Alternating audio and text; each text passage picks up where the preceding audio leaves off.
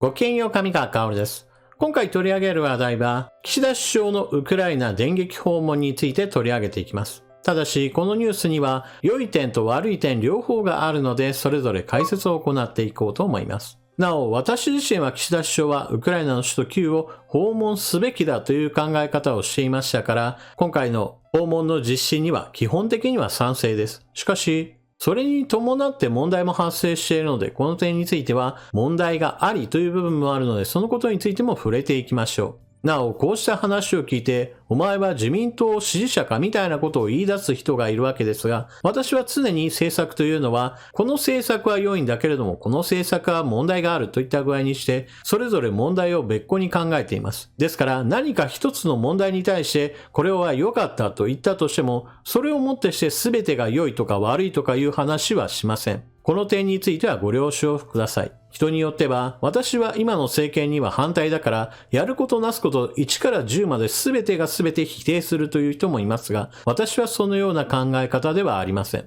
それでは、岸田首相のウクライナ訪問のニュースを見ていきます。首相、ウクライナを電撃訪問、ゼレンスキー氏と会談へ。岸田首相が21日、滞在先のインドから日本に帰国する予定を変更し、ウクライナを電撃的に訪問することが分かった。ゼレンスキー大統領と会談する。首相がウクライナを訪れるのは昨年2月のロシアの侵攻以降で初めて。政府は首相がインド訪問後、22日に未明に日本に帰国すると発表していた。G7 議長国としてウクライナとの連帯と支援の継続を打ち出す見通しだ。ミサイル攻撃を受けているウクライナ上空を避け、陸路でキーウに入るとみられる。安全上の理由から訪問日程は報道陣に公表されていなかった。首相は1月のゼレンスキー氏との電話会談でウクライナ訪問の招聘を受けた。ただ、安全や日程の確保などで課題があり、調整を続けていた。閣僚が国会開会中に海外訪問するには、国会の事前承認を得る慣例がある。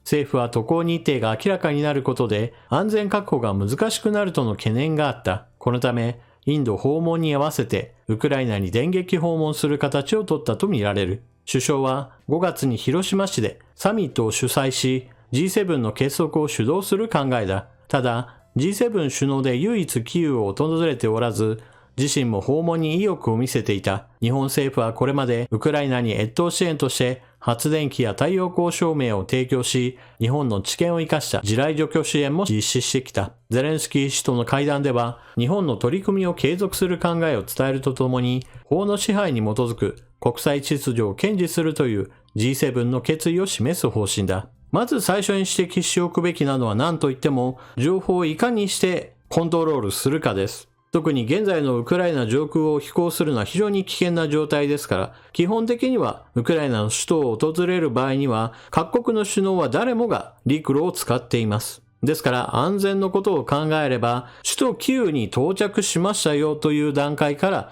情報を解禁するぐらいの方が基本的には良いです。もしくは慎重に慎重を期した場合においては、すでに首脳会談が終わってもう帰路についていますよぐらいのタイミングで情報を発信するのも良いかもしれません。ところが今回日本がどのような情報統制を行ったかといえば、事前に報道陣などには日程を伝えていないという形でウクライナへの移動を行ったわけですが、さあポーランドからウクライナの首都キーウへ向かう列車に乗ろうという段階ですでに報道が始まってしまいました。ここで問題なのは、電車に乗っている時間が短いのであればさしたる問題ではないのですが、ポーランドから首都キーウまでの移動時間は9時間から10時間かかるだろうと言われている。そのくらい移動時間があるにもかかわらず、報道が行われたのは列車に乗ってからわずか2時間後にはすでに一般的なニュースとして報じられてしまったのです。これは総理という日本の政治指導者に対する安全性を確保する上で全く情報の管理としてはなっていないと思います。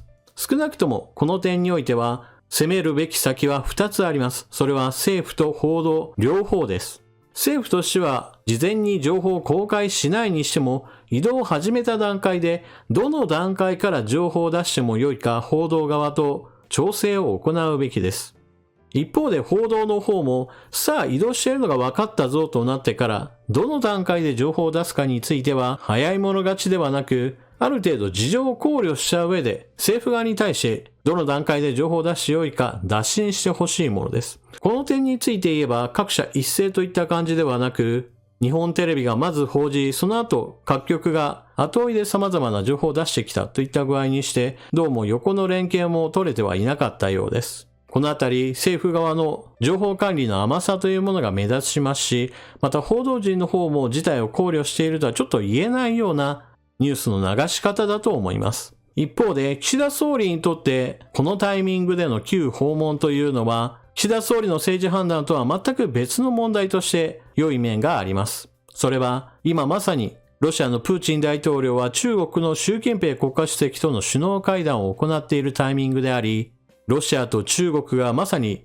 一つの陣営として機能しているんだなというのを見せつけるようなタイミングで、一方でゼレンスキー大統領と岸田首相が首脳会談を行うというのは、いかにも象徴的な場面として映るわけです。これは岸田総理自身が演出したものでも何でもないわけですが、これまでウクライナを訪問できていなかったわけですから、これまでの失点を何とか少しでも埋め合わせするには良いタイミングになったと言えます。岸田総理がウクライナに訪問したとしても実質的にできることは何もないんだから行かなくてもいいし行っても無駄だし行っても邪魔になるだけだといった具合にして完全否定する人たちがいるわけですが、私は全く逆で行くことに意味はあると思っています。なぜならばロシアによるウクライナ侵略の何が問題かといえば、国連の常任理事国が自ら侵略を行って他国の領土を奪い取る。しかもそれを行っていたとしても、常任理事国だからこそ何をやっても自分たちにとって不利な話については拒否権を発動して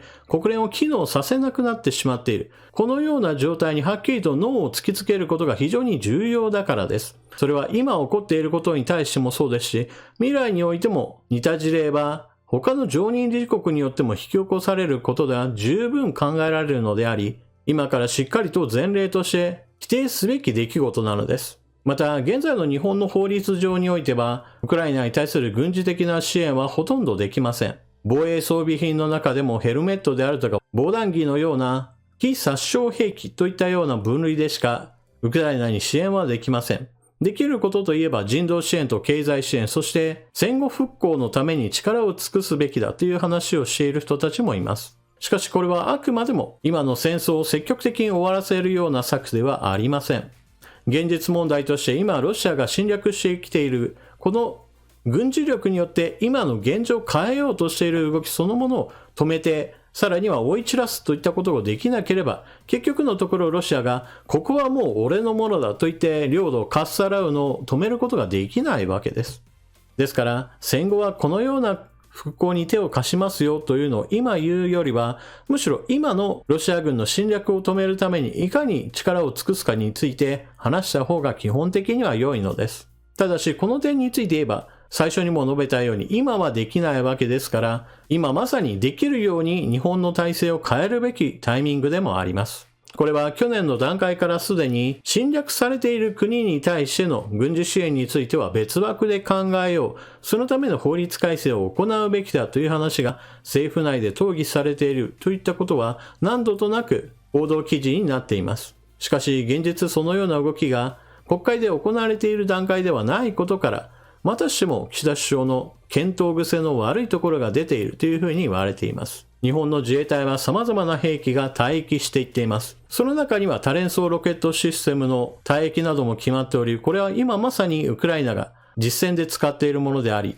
弾薬を送るだけでもさあ今すぐ使ってくださいと呼べるようなものです。その他退役するものの中には、榴弾砲やそれに伴う弾薬などあって困らないものもたくさんあるわけですから、どんどんと送れるように私はすべきだと思います。ただこれはあくまでも今はできないものですから、岸田首相がゼレンスキー大統領との会談においては、少なくとも最大限経済支援を行って攻め込まれたことによって無茶苦茶になってしまった経済をいかにして支えるかについての話をすべきでしょう。また、なんとなく批判めいた話ばかりしているように聞こえるかもしれませんが、そもそもこれまでの日本の総理大臣は、こうした戦争が行われている最中の国には全く行ってこなかったということも記事の中で書かれていることから、こうした岸田総理の行動それ自体はもっと称賛されるべきことです。少なくともこれが前例となってどこかの国が攻め込まれているんだけれども、岸田総理はあの時ウクライナに行ったじゃないか。今度の総理は攻め込まれているあの国への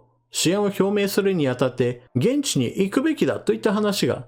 次に何か起きた時の前例として語られるわけです。このような誰かがやってこなかったことに対して一歩を踏み出すというのはこれまでの日本の政治においてはなかなかできなかったことだと言えるでしょう。あとはこのような電撃的訪問を行うにあたって報道各社と政府でどのような協議を事前に行っておくべきか、今のうちにガイドラインを作成しておくべきでしょうし、また国会との関係においても電撃的な訪問を事前に申請するにしても、どの段階までは情報を秘匿しておくか、そのようなルールを定めた上で準備を進められるようにしておく環境整備といったことも必要でしょう。問題が発生したんだけども、今回はいろいろ知恵を尽くして何とかやりくりしましたではなくて、このような問題が発生した時にやりくりするのではなく、このような場合にはこうしておきましょうという様々な仕組みそのものについて準備を進めて、以後同じような問題が発生した時に、ああ、なるほど、こうすればいいのかといった、